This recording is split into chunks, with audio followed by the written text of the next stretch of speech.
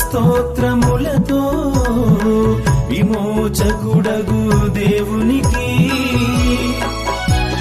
కృతజ్ఞతా స్తోత్రములతో విమోచకుడగు దేవునికి సాగిల పడుదము రండి, ఆయనను కొనియాడుడి. సాగిల పడుదము రండి, ఆయనను కొనియాడుడి. ప్రభునందు ప్రియమైన సహోదరి సహోదరులందరికీ కూడా నా హృదయపూర్వకమైన వందనాలు చెల్లిస్తున్నాను. ఈ పరిశుద్ధమైన పునరుద్ధాన దినమందు ప్రభువారిని ఆరాధన చేసుకోవడానికి మనమందరూ కూడా చేరవచ్చినాం. దేవుని ఆరాధన చేసుకోవడానికి గాను మనం ఆరాధనలోకి వెళ్ళక పూర్వం పరిశుద్ధమైన లేఖనాల నుండి కొన్ని వచనాలు ధ్యానించి తద్వారా ఆరాధనకు ముందుకు వెళ్దాం. ప్రార్థన చేసుకుందాం. దయతో కళ్ళు మూసుకోండి, తలలు వంచండి. ప్రార్థన. మహాప్రేమికుల తండ్రి, దయాళు మా ప్రభు, మీకు హృదయపూర్వకమైన వందనాలు, స్తుతులు, స్తోత్రాలు చెల్లిస్తున్న తండ్రి. మీ నామపేట గడిచిన పరిశుద్ధమైన పునరుద్ధాన దినం నుండి ఈ పరిశుద్ధమైన పునరుద్ధాన దినం వరకు మీ చల్లని కృపగల కనికరం గల హస్తాల కింద నన్ను మమ్మలను మీరు భద్రపరిచినారు. దాన్ని బట్టి మీకు హృదయపూర్వకమైన తండ్రి. మీ నామపేట ప్రభా ఈ వాక్యాన్ని ఉంటున్న ప్రజలందరికీ మీరే క్షేమం అనుగ్రహించండి. రైతులు సంఘాన్ని జ్ఞాపకం చేసుకోండి. సంఘాన్ని కొన్ని కుటుంబాలు కూడా మీరే జ్ఞాపకం చేసుకోమని మీ సన్నిధిలో ప్రార్థిస్తున్నాం. సమస్తము క్రమంగా మర్యాదగా మీ నామ మహిమార్థమై మేము ప్రవర్తించక మాకు నేర్పించమని మా ప్రభును మా రక్షకుడైన యేసు వారి ద్వారా ప్రార్థించి బతిమాలి వేడుకొంచున్నాం తండ్రి. ఆమేన్. ఆరాధనకి వెళ్ళక ముందు పరిశుద్ధమైన గ్రంథం నుండి కొన్ని వచనాలు ధ్యానించి తద్వారా ప్రభువారిని ఆరాధన చేసుకుందాం. కీర్తనల గ్రంథము 42వ అధ్యాయం. కీర్తన గ్రంథము 42వ అధ్యాయము మొదటి నుండి 2-3 వచనాలు మనం ధ్యానించుకుందాం. మొదటి వచనం చదవండి. దుప్పి నీటి వాగుల కొరకు ఆశపడినట్లు, దుప్పి నీటి వాగుల కొరకు ఆశపడినట్లు దేవా నీ కొరకు నా ప్రాణము ఆశపడుచున్నది. ఈ కీర్తన కోరహు కుమారులు రచించిన కీర్తన. కోరహు వారి సంతానము మిగిలి ఉన్నది కాబట్టి కోరహు వారి పరివారం అనగా కోరహుతో మోషేకు వ్యతిరేకంగా ప్రవర్తించిన లేక తిరుగుబాటు చేసిన కోరహు, అభిరాము, దాతాను అని వారు భూమిని నెరవిడిచి చనిపోయినట్లుగా మనం చూస్తున్నాం. అయితే కోరహు యొక్క సంతానము మిగిలి ఉన్నది కాబట్టి వారు కొన్న ఆశ, వారికున్న తృష్ణ ఈ అధ్యాయంలో వారు లిఖించినట్లుగా మనం చూస్తాం. మొదటి వచనంలో దుప్పి నీటి వాగుల కొరకు ఆశపడినట్లు దేవా నీ కొరకు నా ప్రాణము ఆశపడుచున్నది. ఒక ఎడారిలో నీరు లేని పరిస్థితుల్లో ఒక దుప్పి నీటి కొరకు ఏ విధంగా తన ప్రయాణం ప్రారంభిస్తుందో అదేవిధంగా నీ కొరకు నా ప్రాణము ఆశపడుచున్నది. ఈ సందర్భాన్ని మనం గమనించాలంటే మనకు దాహం వేసినప్పుడు సాధారణంగా మనకు అందుబాటులో ఉన్న నీటిని మనం త్రాగేవారం ఉంటాం. మనకు సర్వ సమృద్ధి అయిన నీరు, ఆహారము మనకి సమృద్ధిగా ఉన్నది కాబట్టి దాని యొక్క లోటును దాన్ని వెదికే వారంగా మనం ఉండం. మనకు అందుబాటులోనే ఇవన్నీ ఉన్నాయి కాబట్టి ఆ ఆశ ఏ విధంగా ఉంటుందో, ఆ కోరిక ఏ విధంగా ఉంటుందో, ఆ దాహార్తిని తీర్చుకోవడానికి ఏ విధమైన తృష్ణ ఉంటుందో అనే సందర్భం మన కోనసీమలో ఉన్న ప్రజలకు సాధారణంగా అర్థం కాదు. అయితే ఇక్కడ కోరహ కుమారులు రచిస్తున్న మాట, దేవా నీ కొరకు నా ప్రాణము ఆశపడుచున్నది. ఆశ ఉన్నదా మనలో?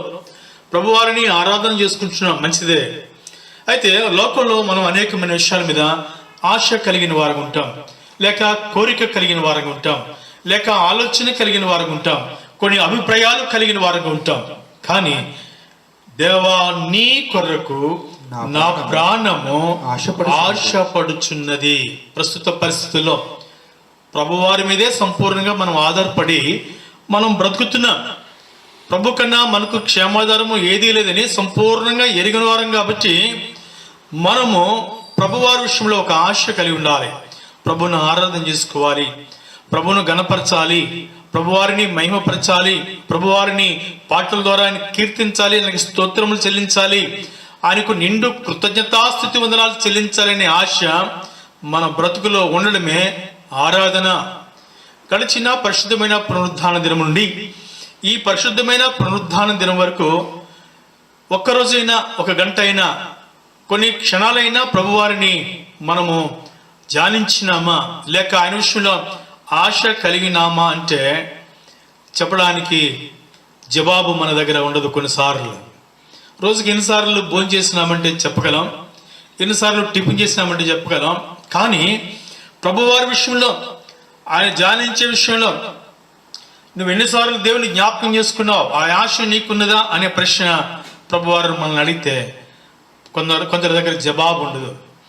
మన ప్రాణము ఎల్లప్పుడూ కూడా ఆయన మీదే ఆశ పెట్టుకుంటే ఆయన ఆశ గల ప్రాణాన్ని ఆయన తృప్తి పరుస్తానని చెప్పినాడు. కీర్తనకారుడు 119వ కీర్తనలో మనం చూసినప్పుడు 119వ కీర్తన చూడండి, ఈ భాగం ఇలాగే ఉండవండి. 119వ కీర్తన 164వ వచనం. నీ న్యాయ విధులను బట్టి, నీ న్యాయ విధులను బట్టి దినమునకు 7 మార్లు, దినమునకు 7 మార్లు నేను స్తుతించుచున్నాను, నేను నిన్ను స్తుతించుచున్నాను. కీర్తనకారుడు రాస్తున్న మాట. ఎన్నిసార్లు అంటే దినానికి 7 మార్లు, దినమునకు 7 మార్లు నిన్ను స్తుతించుచున్నాను. కాబట్టి దేవుణ్ణి స్తుతించటం కన్నా, గణపరచడం కన్నా ప్రభువారికి మనం ఏమి ఇవ్వలేము. కాబట్టి కోరహు కుమారులకు ఉన్న ఆశ, దేవా నీ కొరకు నా ప్రాణము ఆశపడుచున్నది. రెండవది, నా ప్రాణము దేవుని కొరకు తృష్ణగొనుచున్నది. జీవము గల దేవుని కొరకు తృష్ణగొనుచున్నది. ఆయన ప్రాణంతో మాట్లాడుతున్నాడు. ఆయన ప్రాణానికి ఉన్న ఆశ గురించి చెప్తున్నాడు. నా ప్రాణము దేవుని కొరకు అనే మాట చెప్తున్నాడు. మనం అనేక విషయాల్లో ఆశ కలిగిన వారు ఉంటాం, కానీ దేవుని కొరకు ఆశ ఉన్నదా? ఆరాధన చేయాలనే ఆశ ఉన్నదా? ఆరాధన ప్రభువారికి సమర్పించాలి అనేది మన జీవ ఫలం. మన దేహంతో దేవుని మహిమపరచటం, ఆత్మతో సత్యముతో ప్రభువారిని ఆరాధన చేయటం అనేది మన బ్రతుకులో చాలా శ్రేష్టమైనది. అంతకన్నా విలువైనది మరొకటి లేదు అనేది నా ఉద్దేశం. కాబట్టి ఆరాధన అనే మాట లేకుండా, లేక ఆరాధన వర్తమానం లేకుండా ప్రభువారిని మనం ఆరాధన చేయలేము. కాబట్టి పరిశుద్ధ గ్రంథంలో రాయబడిన లేఖల ప్రకారంగా ఈ భక్తులకున్న ఆశ మనం కూడా కలిగి ఉంటే, ఆ కోరిక కలిగి ఉంటే, ఆ తృష్ణ కలిగి ఉండడం కూడా చాలా మంచిది. అంటున్నాడు కదా, జీవం గల దేవుని కొరకు తృష్ణగొనుచున్నది. మన ప్రయాస చాలా మటుకు భూ సంబంధమైన, జీవ సంబంధమైన పరిస్థితుల కొరకు మనం ఆలోచన చేసేవారు ఉంటాం. ప్రభువారి గురించి ఆలోచన అవసరం ఉన్నప్పుడు, లేక ప్రభువారు మనల్ని స్వస్థపరచాలని, లేక ప్రభువారిని మనం కాపాడాలని, ప్రభువారు మనల్ని దీవించాలని, నడిపించాలని ప్రభువారి దగ్గరికి వచ్చేవారు ఉంటాం. కానీ ప్రభువారు చేసిన మేలును బట్టి, ఉపకారాలను బట్టి మనం ప్రభువారిని గణపరచ బద్దులుగా ఉండాలి. జీవము గల దేవుని కొరకు తృష్ణగొనుచున్నది. దేవుని సన్నిధికి నేను ఎప్పుడు వచ్చేదను, ఆయన సన్నిధి నేను ఎప్పుడు కనబడేదను. ప్రస్తుత పరిస్థితుల్లో మందిరాలు లేవు. అయితే కుటుంబం దగ్గరే వ్యక్తిగత ఆరాధన మనం కలిగి ఉండడం అనేది చాలా ప్రాముఖ్యమైనది. అటువంటి ఆశ మన జీవితంలో కలిగి ఉండడం అంతకన్నా విలువైనది మరొకటి ఉండదు అనేది మనం అర్థం చేసుకోవాలి. కాబట్టి ప్రస్తుత పరిస్థితుల్లో మందిరాలు లేకపోయినా, ఒకవేళ మందిరాలు ఉన్నా, మందిరానికి వెళ్తున్నాం, వస్తున్నాం, మందిరానికి పాటల సమయానికి వెళ్తున్నాం, లేక ఆరాధన వర్తమాన సమయానికి వెళ్తున్నాం. కొంతమంది అయితే కానుకలు వేసే సమయానికి వెళ్తారు, కొంతమంది అయితే ముగింపు ప్రార్థన, ఆశీర్వాద ప్రార్థనకు వెళ్ళేవారుగా ఉంటున్నారు. ప్రభువారు అన్ని సమయాల్లోనూ మనకి సహాయం చేయాలి, సమయోచితమైన సహాయం చేయాలి, అని కాపుదల ఇవ్వాలి, భద్రత ఇవ్వాలి. కానీ ప్రభువారికి మనం హృదయపూర్వకమైన ఆరాధన చెల్లించే విషయంలో, ఆ ఘనమైన దేవుణ్ణి మహిమపరిచే విషయంలో మనము, మన కుటుంబము, సంఘము సామాజికంగా ఏ విధంగా ఆరాధన చేస్తున్నాం, ఏ విధమైన తృష్ణ కలిగి ఉన్నాం అనేది మనం జ్ఞాపకం చేసుకోవాలి. ఇక్కడ చూసినప్పుడు అదే అధ్యాయంలో 5వ వచనం చదవండి. నా ప్రాణమా, నా ప్రాణమా, నీ వేళ కృంగి ఉన్నావు, నీ వేళ కృంగి ఉన్నావు, నాలో నీ వేళ తొందరపడుచున్నావు, నాలో నీ వేళ తొందరపడుచున్నావు. మనం కూడా ఈ సందర్భాల్లో అనేకమైన తొందరలు మనకున్నాయి. ప్రస్తుతం ఉన్న పరిస్థితిని బట్టి అనేకమైన ఆలోచనలు ఉన్నాయి, భయాలు ఉన్నాయి. కానీ ప్రభువారి గురించిన భయం, తృష్ణ మన జీవితంలో కలిగి ఉండడం అనేది చాలా మంచిది. పరిస్థితులు ఏ విధంగా ఉన్నప్పటికీ కూడా ఇతను చెప్తున్న మాట, ఆయనే దేవుని యందు నిరీక్షణ ఉంచుము, ఆయనే నా రక్షణకర్త అనియు నా దేవుడనియు చెప్పుకొనుచు ఇంకను నేను ఆయన స్తుతించెదను, ఇంకను నేను ఆయనను స్తుతించెదను. కాబట్టి ఆరాధన చేసి లేక ప్రభువారిని గణపరిచి హృదయపూర్వకంగా ఆయనకు వందనాలు చెల్లించి ఆయన ఎదుట సాగిలపడి ఎన్ని రోజులైంది. మన కుటుంబ జీవితంలో, సంఘ జీవితంలో ప్రభువారు మనకిస్తున్న క్షేమకరమైన పరిస్థితిని బట్టి మన దేవుణ్ణి మనం ఆరాధించబద్దుకుంటున్నాం. ఆయన ఆరాధనకు పాత్రుడు, ఆయన స్తుతుల సింహాసనం మీద ఆసీనుడైన వాడు, అద్వితీయమైన దేవుడు, గొప్ప దేవుడు, సర్వోన్నతుడు, సర్వాధికారి. అటువంటి ప్రభువారికి మనం చెల్లించవలసిన స్తుతి ఆరాధన తప్పక చెల్లించాలి. ఇక్కడ మనం చూసినప్పుడు ఏమంటున్నాడండి, ఆయనే నా రక్షణ కర్త అనే మాట. ఆయనే నా రక్షణ కర్త. చాలాసార్లు మా మందిరాల్లో చెప్తూ ఉంటాం. ఏంటి ఆ మాట అంటే, ప్రాణ ఆత్మ దేహాలను ఆయనే రక్షించేవాడు. భూలోకంలో ఎన్ని కోట్లున్నప్పటికీ కూడా మనం రక్షించేవారు ఎవ్వరూ ఉండరు. ప్రస్తుత పరిస్థితుల్లో మనకు ఆ మాట చాలా బాహాటంగా అర్థమైంది. అయితే దేవుడు సమస్తాన్ని రక్షించేవాడు, కాపాడేవాడు, ఆయనే సంరక్షకుడుగా ఉంటూ వస్తున్నాడు. అంతకన్నా ఆయన కన్నా క్షేమాధారమైన పరిస్థితులు భూలోకంలో ఏమీ లేవు. కాబట్టి ప్రభు మీద ఆధారపడాలి అంటున్నాడు కదా, ఆయనే నా రక్షణకర్త అనియు నా దేవుడు అనియు చెప్పుచు ఇంకను నేను ఆయనను స్తుతించెదను. దేవుడు రక్షిస్తున్నాడు, మంచిదే. దేవుడు కాపాడుతున్నాడు, మంచిదే. అయితే ఈ కోరహ కుమారులకు ఉన్న ఆశ, ఆయన దర్శించాలని, ఎవరిని? జీవము గల దేవుని కొరకు ఉన్న తృష్ణ నీ జీవితంలో, నా జీవితంలో, మన కుటుంబ జీవితంలో ఉండడం అనేది చాలా ప్రాముఖ్యమైనది. ఆయనే నా రక్షణ కర్త. మొదటి దశలో రాసిన పత్రికలో, మొదటి దశలో రాసిన పత్రిక 5వ అధ్యాయము, మొదటి దశలో రాసిన పత్రిక 5వ అధ్యాయము 23వ వచనం చదవండి. సమాధానకర్తయగు దేవుడే, సమాధానకర్తయగు దేవుడే మిమ్మల్ని సంపూర్ణంగా పరిశుద్ధపరచును గాక, మిమ్మల్ని సంపూర్ణముగా పరిశుద్ధపరచును గాక. దేవుడు మనల్ని పరిశుద్ధపరిచేవాడు.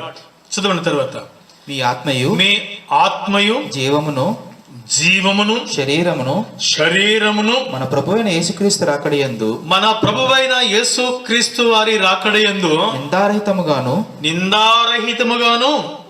ఉండునట్లు, సంపూర్ణంగా ఉండునట్లు కాపాడబడును గాక. కాబట్టి మిమ్మల్ని సంపూర్ణంగా పరిశుద్ధపరిచే దేవుడు. రెండవది, మీ ఆత్మయు జీవమును శరీరమును ఆయన రాకడ పర్యంతం మనల్ని కాపాడే దేవుడు, ఆయన కరుణించే దేవుడు, కృప చూపించే దేవుడని మనం అర్థం చేసుకుంటూ రండి. కీర్తన గ్రంథము 71వ అధ్యాయం,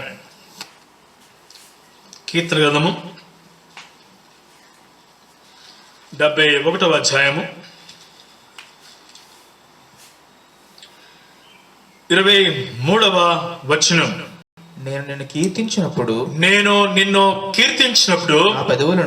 నా పెదవులను నీవు విమోచించిన నా ప్రాణమును నిన్ను గూర్చి ఉత్సాహధ్వని చేయను. నేను నిన్ను కీర్తించినప్పుడు నా పెదవులను నీవు విమోచించిన నా ప్రాణమును. కాబట్టి దేవుడు మనల్ని విమోచిస్తున్నాడు. ఆయన విమోచకుడు, మన విమోచకుడు సజీవుడని మనం ఎరిగిన వారు ఉన్నాం. అంతేకాకుండా నీవు విమోచించిన నా ప్రాణమును నిన్ను గూర్చి ఉత్సాహ ధ్వని చేయును. ప్రభువారి మీద ఆశ కలిగి ఆయనను ఆరాధించ బదులుగుంటున్నాం. అంతేకాదు 8వ వచనంలో ఏమన్నాడు? అదే అధ్యాయంలో, నీ కీర్తితోను నీ ప్రభావ వర్ణనతోను దినమంతయు నా నోరు నిండి ఉన్నది. మన నోరు ఉదయం లేచిన కాడి నుంచి రాత్రి పడుకునే వారికి కూడా దేంతో నింపబడుతుంది అనే విషయంలో మనం చూస్తే అనేకమైన మాటలు, ఎందుకు పనికిరాని విషయాలు మనం మాట్లాడేవారు ఉంటున్నాం. అయితే కీర్తనకారుడు చెప్తున్న మాట, నీవు విమోచించిన నా ప్రాణం, నా పెదవులు అంటున్నాడు, నీ కీర్తితోనూ నీ ప్రభావ వర్ణనతోనూ దినమంతయు నా నోరు నిండి ఉన్నది. హృదయపూర్వకంగా ఆయన ఆత్మతో మనం నింపబడిన ప్రకారంగా ఆయన మన ఆత్మను కాపాడుతున్నాడు, మన జీవాన్ని కాపాడుతున్నాడు, మన శరీరాన్ని కాపాడుతున్నాడు.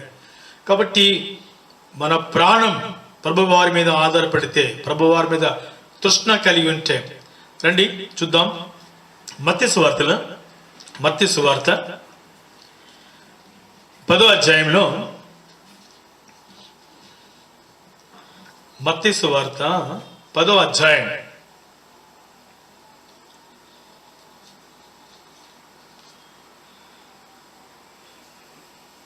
28వ వచనంలో మనం సాధారణంగా బయట విషయాలకన్నింటికి మనం భయపడేవారు ఉంటాం. అయితే ప్రభువారికి భయపడని అనుభవాలు మనం ఉంటాయి. ఆయన మనం విమోచించినాడని, ఆయనకు మన ఆత్మను ఆయన కాపాడుతున్నాడని, మనకు జీవాన్ని ఇస్తున్నాడని, ఆయన శరీరాన్ని కూడా కాపుదల భద్రతిస్తున్నాడని, ఆయనే నా రక్షకుడు అని కౌరవ కుమారులు ఎలా చెప్పినారో ఇక్కడ మనం చూసినప్పుడు ఆత్మ యొక్క విషయం గురించి కొంత మాట అర్థమవుతుంది. మత్తయి సువార్త 10వ అధ్యాయము 28వ వచనం, మరియు ఆత్మను చంపనేరక దేహమునే చంపువారికి భయపడకుడు గాని ఆత్మను దేహమును కూడా నరకములో నశింపజేయవానికి మిక్కిలి భయపడుడి. భయం చాలా మందికి లేదు. ఈ మధ్యలో ప్రస్తుత పరిస్థితుల్లో మనం దేనికి భయపడుతున్నామని ఒక చంటి పిల్లవాడిని అడిగినా మనకు జవాబు ఉంటుంది. దేనికి భయపడుతున్నాం అంటే భూలోకంలో, ప్రపంచంలో ప్రస్తుతం ఉన్న ఆ తెగులు గురించే అందరూ మాట్లాడుతున్నారు. దేవుని భయం చాలా మందికి కనబట్టలే. అయితే ఒక శరీరాన్నే నశింపజేసేది కాదు కానీ ఆత్మను దేహమును కూడా నరకంలో నశింపజేయగలవానికి మిక్కిలి భయపడు. అందుకనే అక్కడ కాపాడుతున్నాడు అనే మాట మొదటి దశరథ ఆసుపత్రికలో మనం చదివినాం. ఆయన ఆత్మను, జీవమును, శరీరమును ఆయన రాకడ పర్యంతం ఆయన కాపాడునుగాక అనే మాట మనకు అర్థమవుతుంది. దానియేలు గ్రంథంలో 3వ అధ్యాయంలో, దానియేలు గ్రంథము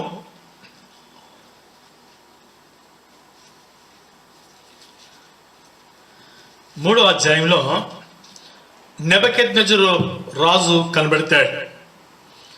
ఆయన ఒక బంగారు ప్రతిమను చేయించి వాయిద్యములు మ్రోగించినప్పుడు ఆ దేశంలో ప్రజలందరూ కూడా ఆ బంగారు ప్రతిమకు సాగిలపడాలి, దానికి నమస్కరించాలి అనే మాట ఆజ్ఞ బయలుదేరినప్పుడు, ఆ వాయిద్యాలు వాయించినప్పుడు, ఆ బూరలు వాయించినప్పుడు అందరూ కూడా, పిల్లనగరువులు వాయించినప్పుడు అందరూ కూడా వారు మోకరిల్లిన వారు ఉంటారు, ఒక్క షడ్రకు, మేషకు, అబేద్నెగోలు తప్ప. అయితే ఈ మాట రాజుకు తెలియజేయబడుతుంది. రాజు సముఖానికి షడ్రకు, మేషకు, అబేద్నెగోలు తీసుకురాబడతారు. అతడు ఆదికాండంలో 1వ అధ్యాయంలో 2వ అధ్యాయంలో మనం చూసినప్పుడు ఇది నిజమా అనే మాట ఇక్కడ చూస్తాం. రాజు మీరు నమస్కరించట్లేదట అని నాకు వినబడింది, ఇది నిజమా అనే మాట నెబుకద్నెజరు రాజు ఈ షడ్రకు, మేషకు, అబేద్నెగోలను రాజు అడుగుతాడు. అయితే ఈ సందర్భం అంతా మనం ఎరిగిన వారమే. అయితే నీవు నిలబెట్టిన ప్రతిమకు మేము పూజించాం, మేము ఆరాధన చెయ్యం, మేము మ్రొక్కము అని చెప్పినప్పుడు ఏడంతలుగా అగ్నిగుండాన్ని వారు ఎక్కువ చేసి దాంట్లో షడ్రక్ మేషక్ అబేద్నెగోలను పడవేసినట్లుగా మనం చూస్తాం. దేహమును చంపే వారికి షడ్రక్ మేషక్ అబేద్నెగోలు భయపడలే. కాబట్టి ఈ విషయాన్ని గమనించండి, హెచ్చించమని చెప్పి వారి ముగ్గురిని కూడా ప్రాణాలతోనే వారు అగ్నిగుండంలోనికి విసిరివేసినట్లుగా మనం చూస్తూ వస్తున్నాం. ఇదే మాట ప్రస్తుత పరిస్థితుల్లో మనం ఒక చిన్న ఆలోచన కలిగి ఉంటే, జాగ్రత్తగా గమనించండి. ఈ రాజు నిలబెట్టిన ప్రతిమకు ఆరాధన చేయాలి, సాగిలపడాలి, లేకపోతే అగ్నిగుండం అనే మాట ఆజ్ఞ బయలుదేరింది. దేవుని మందిరానికి ఎవరైతే రారో, దేవుని మందిరానికి ఎవరైతే బయట ఉంటారో, దేవుని మందిరంలో కనబడని వారుగా ఉంటారో వారందరినీ తీసుకువచ్చి ఈ నెబుకద్నెజరు రాజు చేసిన ఆజ్ఞ ప్రకారంగా చేస్తాను అనే మాట ఒక వచ్చిందనుకోండి, మందిరాలు సంపూర్ణంగా నిండిపోతాయి. మందిరాలు సంపూర్ణంగా నిండిపోతాయి. ఎవరు కూడా బయట ఉండరు. బయట ఉంటే ప్రమాదం. ఈ దేహాన్ని చంపేది అగ్నిగుండమని వారు దేహాన్ని చంపే వారికి భయపడి వారు వచ్చేవారికి ఉంచారు. అయితే ఆత్మను దేహమును కూడా ఆయన శిక్షించగల సమర్థుడు. ఆత్మను, జీవాన్ని, శరీరాన్ని ఆయన కాపాడేవాడు అనే మాట మనం చూస్తున్నాం. ఆయన మన రక్షకుడు, ఆయన మనకు రక్షకుడిగా ఉంటుస్తున్నాడు. మందిరాల్లో ప్రజలు కనబడిన సందర్భం, మందిరానికి రాని పరిస్థితులు, ఆరాధనకు రాని పరిస్థితులు చాలా కనబడుతుంది. ఎందుకంటే భయం లేని పరిస్థితులు కనబడుతున్నాయి. బయట ఉన్న వారందరికీ కూడా ఈ తెగులు వస్తుంది. మందిరాల్లో ఆరాధన చేసే వారికి తెగులు రాదంటే మందిరాలు పట్టవు. ఒక కరోనాకి లేక ఆ తెగులుకు, ఆ వైరస్కు భయపడుతున్నారు కానీ జీవం గల దేవునికి భయపడే సందర్భం మనకున్నదా? అసలు ఈవేళ ఉదయం లేచిన కానించి మన పాఠం, మన బైబిల్లో మనం చదివినామా, మీరు చదివినారా అనే ప్రశ్న ప్రభువారు అడిగితే ఏం చెప్తారు సమాధానం? టిఫిన్ చేస్తాం, భోజనం చేస్తాం, టీ తాగుతాం, అన్నీ చేస్తాం. అయితే దేవుని వాక్యం చదివే వారంగా ఉన్నామా? అసలు ఆరాధన అనేది అక్కడి నుంచి ప్రారంభమవ్వాలి. దినమునకు 7 మార్లు నేను నిన్ను స్తుతిస్తున్నానని కీర్తనకారుడు పలకగలిగితే కనీసం ఒక పరిశుద్ధమైన పునరుద్ధాన దినమందా ఆయన ఎదుట సాగిలపడి, మందిరాలు లేవు మంచిదే, అయితే మన దేహమే దేవుని ఆలయమని గత వారం మనం చూసుకున్నాం. ఆరాధన ఉందా మన బ్రతుకులో? అయితే వారు ప్రాణాల మీదకి వచ్చినప్పటికీ కూడా వారు దేహాన్ని, ప్రాణాన్ని నశింపజేసే రాజుకు, అగ్నిగుండానికి వారు భయపడలే. మేము సేవిస్తున్న దేవుడు మమ్మల్ని రక్షించడానికి సమర్థుడనే మాట, ఆయన రక్షించగల దేవుడు అనే మాట. అందుకే కౌరవ కుమార 42వ కీర్తనలో ఏమన్నారండి వారు? ఆయనే నా రక్షణకర్త అనియు నా దేవుడు అనియు చెప్పుచు ఇంకను నేను ఆయనను స్తుతించదును. వారు ఆ విధమైన ఆశ కలిగిన వారంగా ఉన్నారు. కాబట్టి ఇక్కడ షడ్రక్ మేషక్ అబేద్నెగోలు కూడా జీవం గల దేవునికే సాగిలపడాలి అనే మాట ఎరిగిన వారంగా ఉన్నారు. కాబట్టి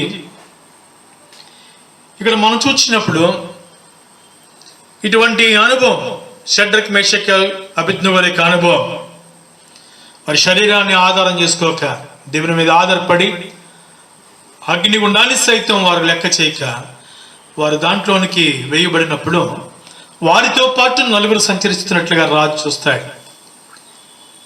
తర్వాత రాజు ఆశ్చర్యపడి వారిని బయటికి తీసిన తర్వాత అదే దానియేలు గ్రంథంలో 3వ అధ్యాయంలో 26వ వచనంలో అంతటా నెబుకద్నెజరు వేడిమి కలిగి మండుచున్న ఆ గుండము వాకిలి దగ్గరకు వచ్చి షడ్రకు మేషక్కు అబేద్నెగో వారులారా, మహోన్నతుడుకు దేవుని సేవకులారా, బయటికి వచ్చి నా యొద్దకు రండి పిలువగా షడ్రకు మేషక్కు అబేద్నెగో ఆ అగ్నిగుండంలో నుండి బయటికి వచ్చిరి. అధిపతులు, సేనాధిపతులు, సంస్థానాధిపతులు, రాజకీయ ప్రధానులు, మంత్రులు కూడా వచ్చి ఆ మనుషులను పరీక్షించి వారి శరీరములకు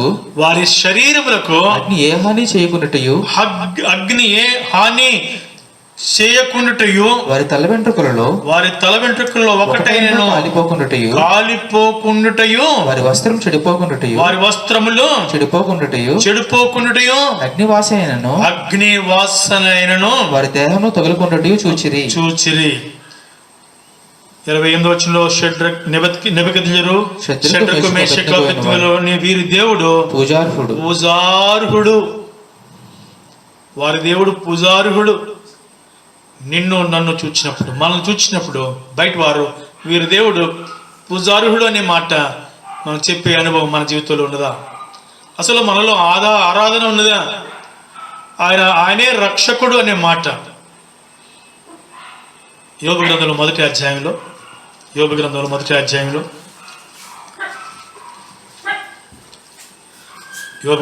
మొదటి అధ్యాయము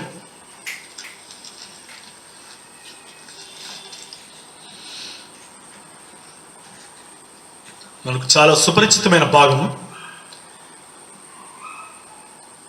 కాబట్టి 10వ వచనం మాత్రమే నేను చదువుదాం.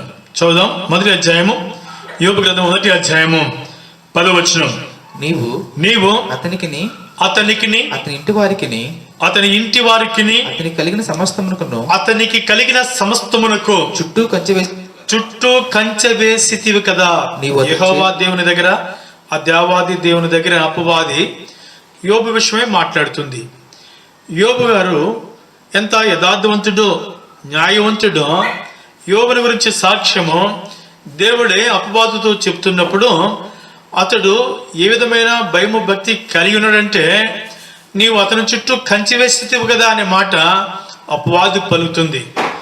నీవు అతనికిని అతని ఇంటి వారికిని అతనికి కలిగిన సమస్తమునకు చుట్టూ కంచె వేసితివి కదా. ఇక్కడ మనం చూసినప్పుడు మనకు చాలా జాగ్రత్తగా గమనించాలి.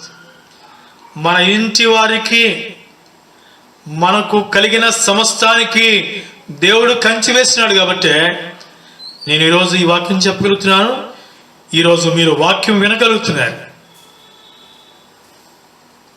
ఆలోచన కలిగిన వారంగా ఉన్నారా? దేవుడు మనం రక్షించకపోతే ఆయన ప్రాణ ఆత్మ దేహాలను రక్షించేవాడు. ఈ మాట మన బ్రతుకు కాలంలో మనం మర్చిపోకూడదు.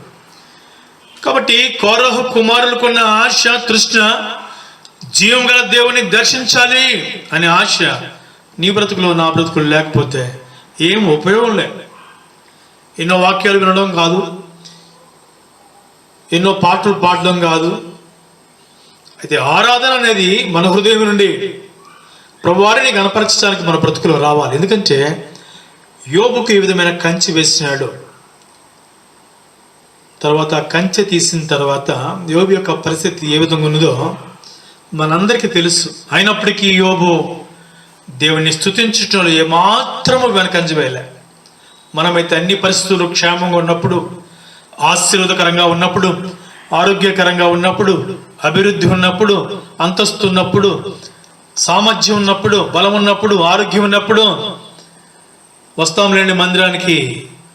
ఒకవేళ దేవుని సేవకుడు అమ్మ మందిరానికి ఎందుకు రాలేదంటే, ఎందుకు రాలేదు అంటే ఏం రాములేండి, దేవుడు మాకేం చేసినాడు లేండి అనే ఆలోచన, నిరుత్సాహము ఇంతవరకు ఉంటే దయతో ఆ అభిప్రాయాన్ని మీరు విడిచిపెట్టాలని ప్రభు పేరిట మనవి చేస్తున్నాను.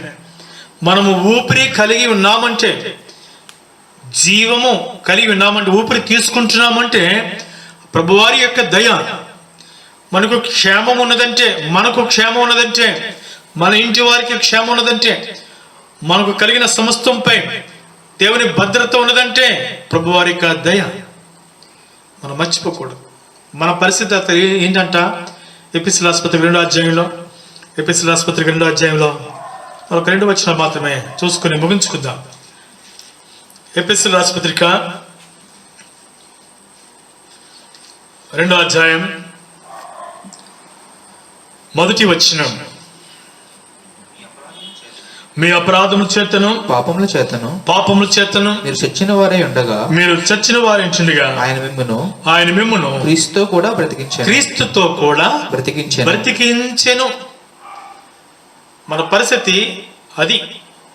అయితే ఆయన మిమ్మును క్రీస్తుతో కూడా బ్రతికించిన ప్రభువైన యేసుక్రీస్తు వారు ఈ భూలోకంలో ఆయన రాజ్య సువార్తను ప్రకటించి ఒక మాదిరిని ఉంచిపోయి ఆ కలువరి శిలువలో నీ కొరకై నా కొరకై శ్రమనుంది, ప్రాణం పెట్టి ఆయన యొక్క అమూల్యమైన రక్తానంతా ఆ శిలువలో కార్చి చనిపోయి సమాధి చేయబడి 3వ దినాన ఆయన పునరుద్ధానుడే లేచిన సజీవుడైన దేవుణ్ణి మనం ఆరాధన చేస్తున్నాం.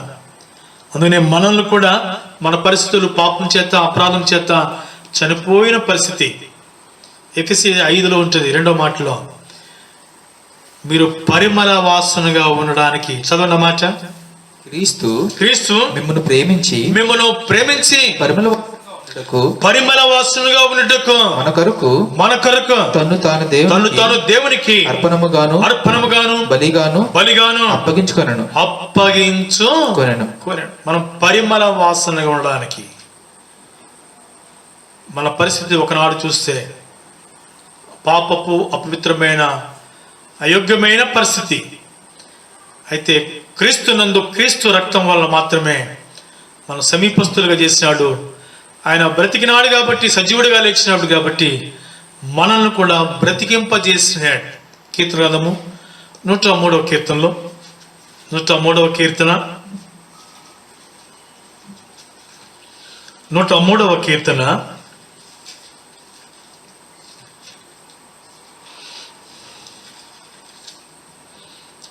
4వ వచనం చదవండి. సమాధిలో నుండి నీ ప్రాణమును విమోచించుచున్నాడు. కరుణా కటాక్షములను నీకు కిరీటముగా ఉంచుచున్నాడు. సమాధిలో నుండి నీ ప్రాణమును విమోచించుచున్నాడు.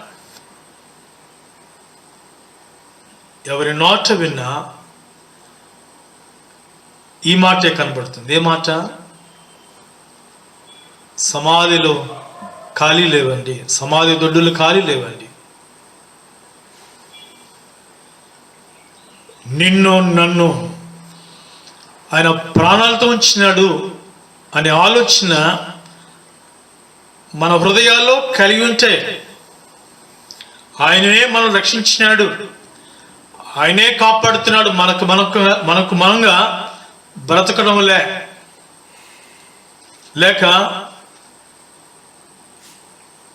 మనకున్న బలాన్ని, మనకున్న శక్తిని ఆధారం చేసుకోవడం ద్వారా మనం జీవించట్లేదని అర్థం చేసుకోవాలి. 142వ కీర్తనలో మనం ధ్యానిస్తున్న భాగంలోనే 5వ వచనంలో ఆయనే నా రక్షణకర్త అనియు నా దేవుడనియు చెప్పుకొనొచ్చు, ఇంకను నేను ఆయనను స్తుతించెదను. ఎందుకంటే కోరహ కుమారుడుకున్న ఆశ, ఒక దుప్పి నీటి వాగుల కొరకు ఏ విధంగా ఆశ కలిగి ఉన్నదో అటువంటి ఆశ వారు కలిగిన వారుగా ఉంటున్నారు. దేవా నీ కొరకు నా ప్రాణము ఆశపడుచున్నది, తృష్ణగొనుచున్నది అనే మాట. లోకంలో వేటి మీద ఆశ కలిగిన వారు ఉంటాం.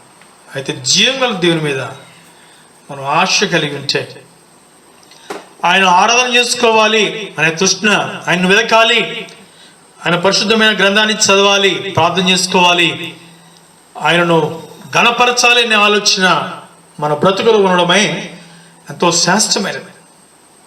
ఈ వాక్యం ఏమిటి నా ప్రియ సహోదరులారా, ప్రేమతో చెప్తున్నాను. పరిస్థితులు బయట చాలా భయంకరంగా, చాలా ప్రమాదకరంగా ఉన్నవి. అయితే దేవుడు మన చుట్టూ కంచి వేసినాడు.